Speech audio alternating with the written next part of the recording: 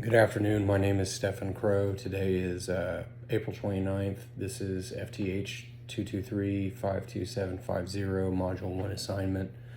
So quite a bit to this assignment. So I've got all these links up. I'll go ahead and flip this camera around if I can. I don't think I can, so I'll just hold it this way. So Brownells, Midway, Midwest Gunworks, and Gun Parts Corps.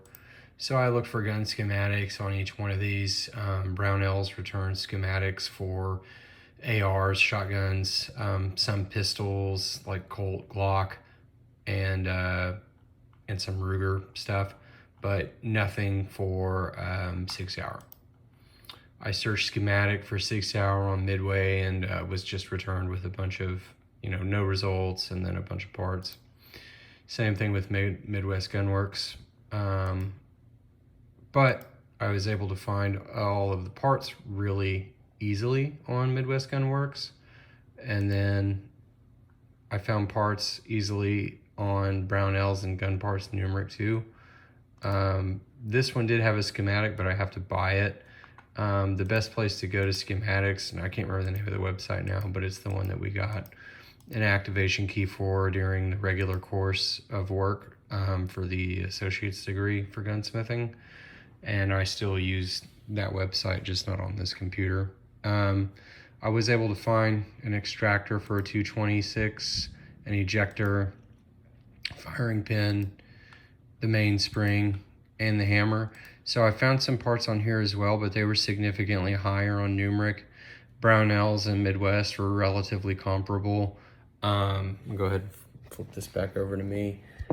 But for me, Midwest Gunworks has always been really a pretty good website to get to.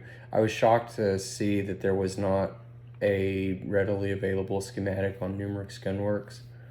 Gun Parts, Numeric's Gun Parts, because that's typically where I find schematics where I don't have to log into that other website and pull them up. I can find a schematic with a part number associated with it and then click that part and then it takes you directly to it. So I'm kind of surprised it didn't do that this time. Again, just going over availability and costs. I mean, $944 for an ejector, $1320 for an extractor, firing pin $27, $699 for the mainspring, $33 even for the hammer. All that's from Midwest Gunworks. I mean, that's all relatively, those are good prices. I mean, those are prices I would definitely pay. But then I go over here to Numeric. Some of these are a little odd, like it's a gold takedown lever, nickel plated hammer, phosphated hammer used, original factory for a 220, 225, 226, 228, 229, $107.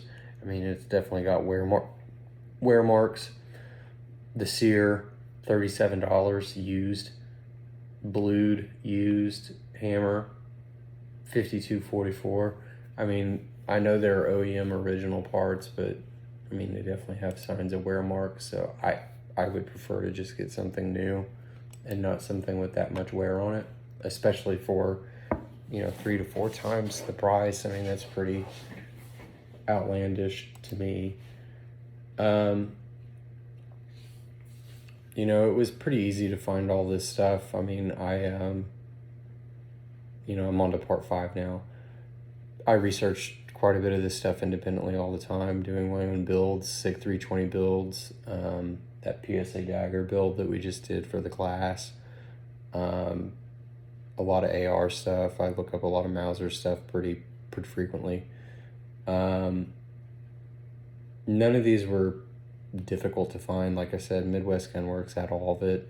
Brownells has it all for the most part.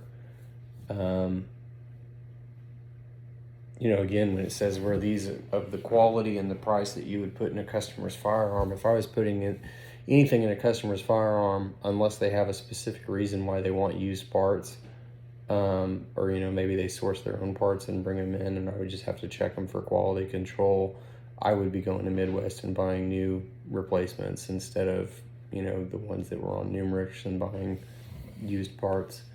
The cost isn't there I mean, it's used. I would just feel more comfortable putting in something new. And, if I was to have a go-to supplier, Brownells, Midwest Gunwork, Midway USA, Cheaper Than Dirt, Gun Broker. I mean, eBay, for crying out loud, has some pretty good, some pretty good deals, and especially if you're looking at like Gen 3 Glock stuff or anything that would fit on that PSA dagger, anything that would fit on 1911s. I built almost my entire P320 with eBay parts, and I mean, most of the parts on there are factory OEM. It's got a SIG slide, SIG Romeo 0 optic. I mean, I got almost that entire thing minus the FCU on eBay, and that's probably one of the best operating handguns that I have. I put a lot of money into it and I put a lot of time into it, but it's for sure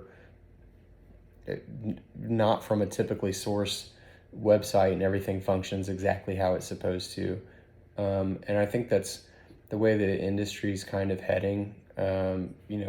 226 or a 1911 or a Beretta M9 is one thing, but whenever you're looking at things like the Glock Gen 3s or any of the other Glocks, whenever the patents run out and they can be cloned easily, the SIG P320s, the SIG 365s, the money to me is in that modularity, and you really only have to buy the main part from 6 Hour, for example, on the 320, 365 platform.